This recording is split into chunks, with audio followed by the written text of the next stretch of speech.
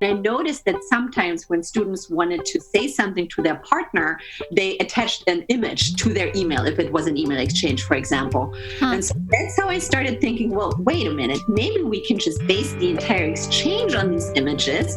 That way they have something concrete they can talk about, but they also get this real insight into the target culture through these authentic images that the partners take. You're listening to Speaking of Language, a podcast recorded at the Language Resource Center at Cornell University.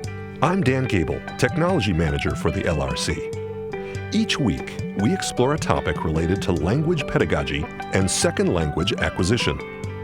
This week, on Speaking of Language, Theresa Schenker discusses the benefits of telecollaborative photo exchanges for language learning and intercultural competence. Welcome to a new episode of Speaking of Language. I'm Angelika Kramer, the director of the Language Resource Center at Cornell University. It's my pleasure to have my colleague, Dr. Theresa Schenker, on our podcast today. Dr. Schenker is a senior lecturer and the German language program director at Yale University. Theresa has recently conducted a study on the effects of using photos in online exchanges between students in the US and in German-speaking countries, and we'd like to talk about this today. Welcome to Speaking of Language, Theresa. Hello, it's so good to be here. Before we get started talking about telecollaboration and intercultural learning, can you briefly introduce yourself, tell a little bit more about your background, your research, your experience with languages so our listeners know who you are? Absolutely. So I'm Theresa Schenker. I currently work at Yale. I have been here this is my 7th year. I love it. I teach all levels of undergraduate German, so beginning, intermediate language, advanced culture, content courses, and so on. I have a real passion for telecollaboration. That is also my main research area. And I conduct telecollaboration in all my classes from beginning to advanced. I always play around with different variations of how to connect language learners with native speakers or other learners. And I just like to experiment and find the best ways to make this learning more enjoyable for students.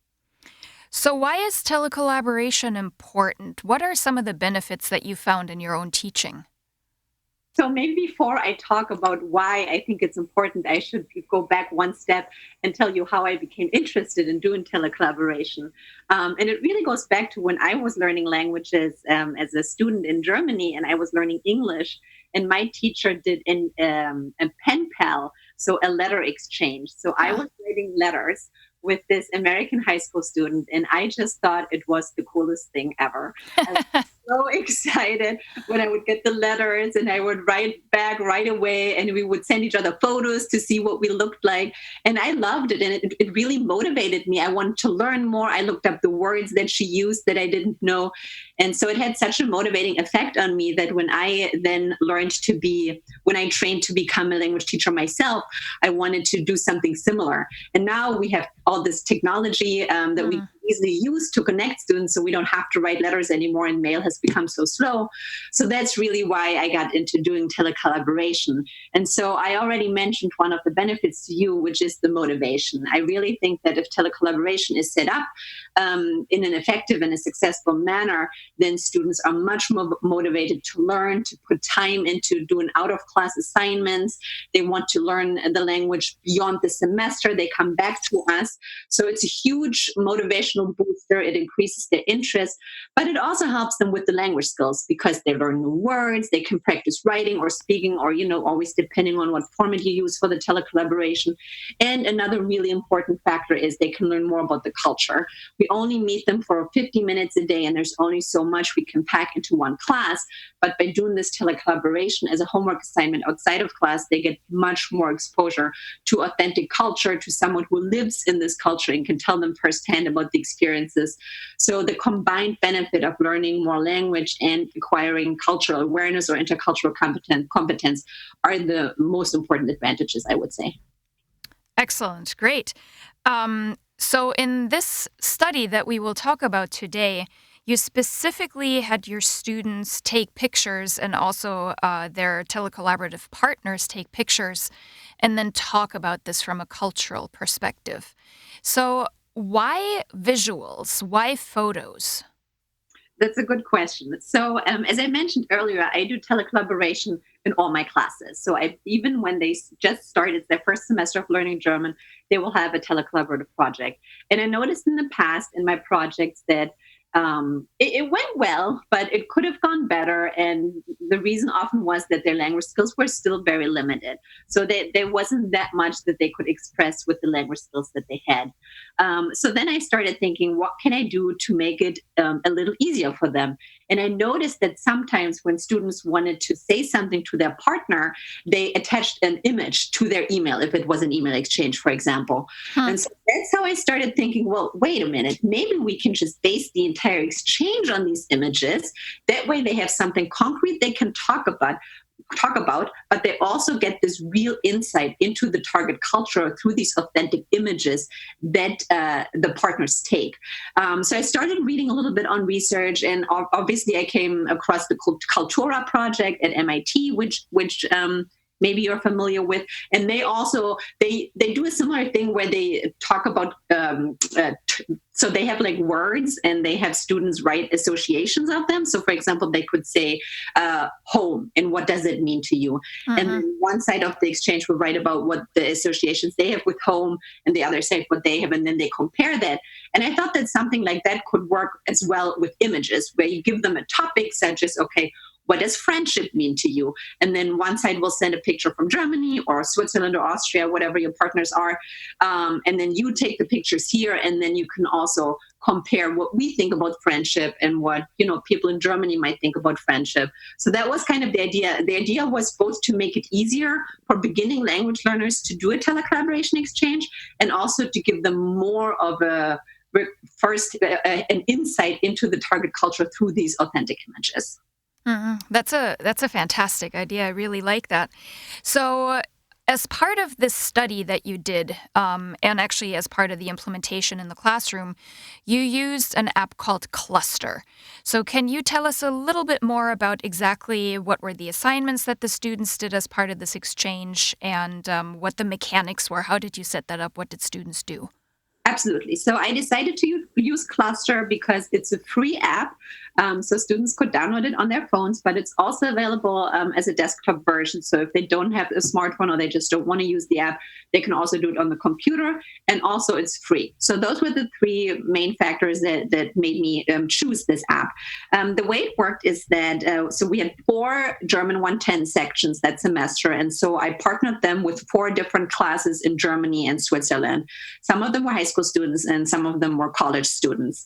And our partners were learning English. So the exchange had both the German and an English component. So what we did is we assigned topics, such as I mentioned earlier as an example, what does friendship mean to you?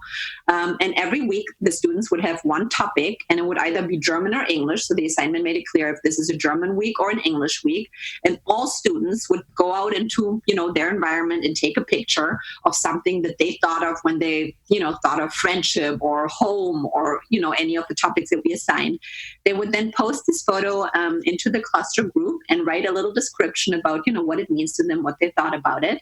And then for the rest of the week, people would interact with each other about these photos. So they could post follow-up questions, just leave a comment and just look at the images.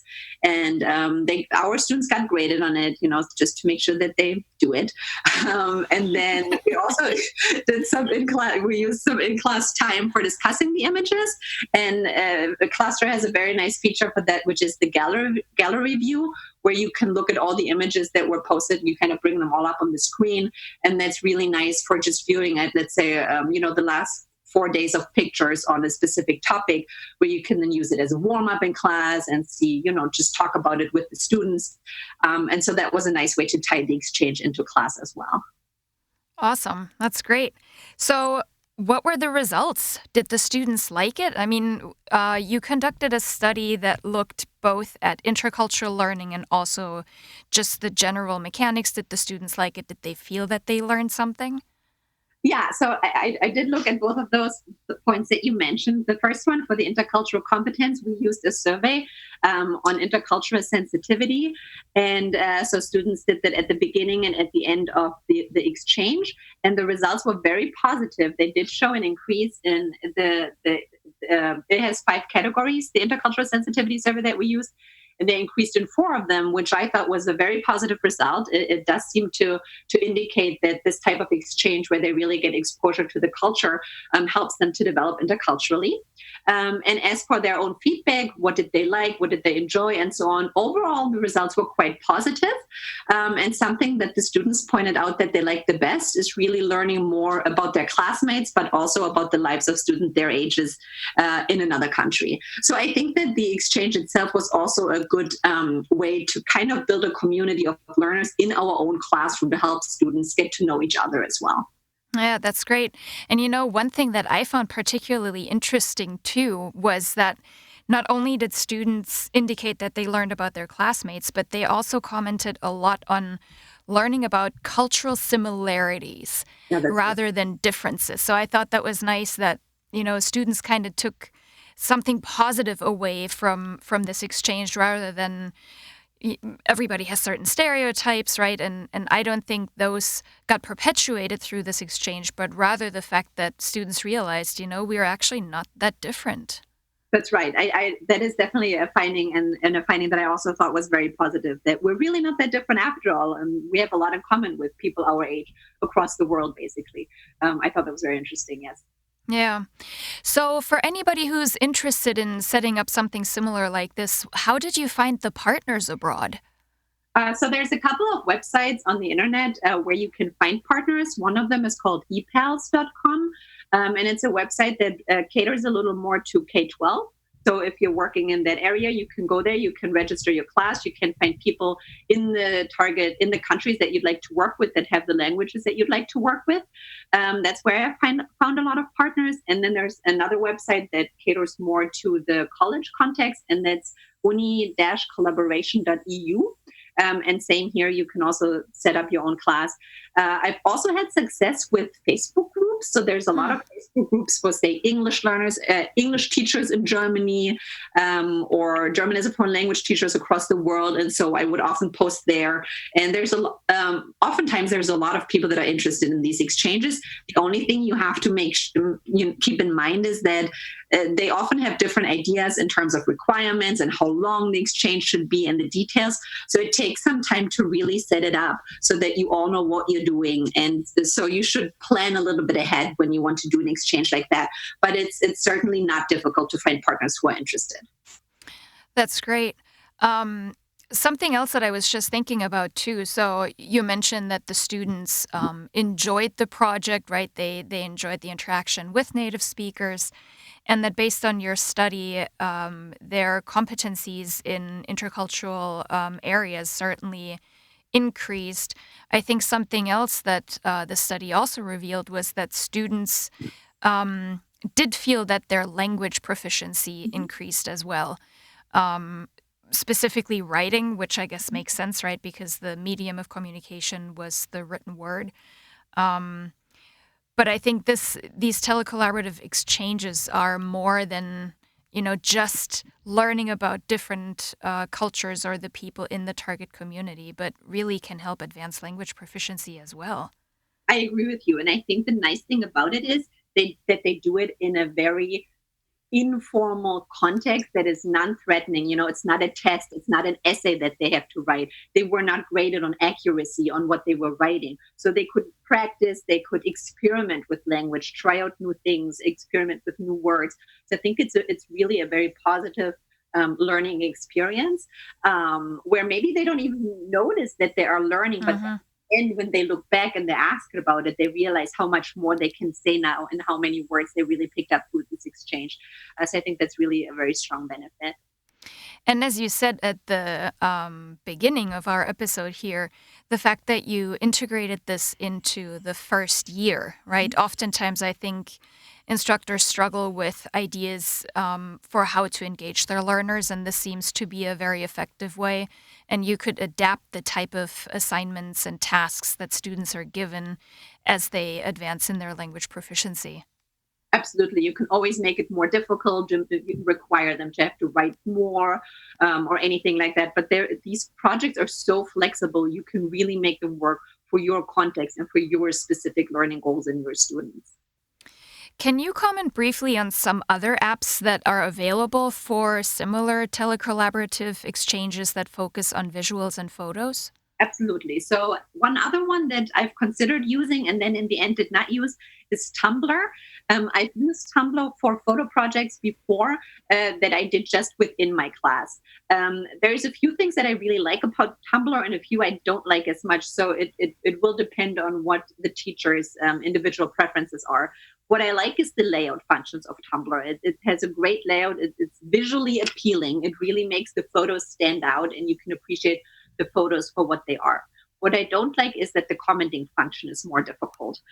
So it kind of depends. If you really want to focus on the images and you don't need students to write that much at all, then you could definitely use Tumblr. If you find the comments to be very important, you want students to write quite a bit, then maybe Tumblr is not the best site for the interactive part. Another website you could certainly use is Facebook. I've actually used Facebook in the past for a photo exchange in a higher semester, and it worked extremely well. Facebook has a few features that lend themselves to such an exchange, especially the tagging function. You can tag a person if you want to ask a question of a specific person, and they will then see that and be able to respond right away. This is something that Cluster does not have, and we found that to be a bit of a disadvantage. So those three would be the ones that I would recommend. There are other apps available that I would have to look more into, but my initial checkup of them made them less valuable than the one I ended up using. But if somebody had more time, there's certainly more that could be explored. I see. Awesome. Great. I think this project is really fascinating on so many different levels. Lots of ideas for our listeners to think about. I want to thank you for joining us on our podcast today, Theresa. Thank you so much for the wonderful work that you do. Well, thank you for having me. It was very nice to talk to you about it. Next week, we will talk about music and cultures with Daniel Bass.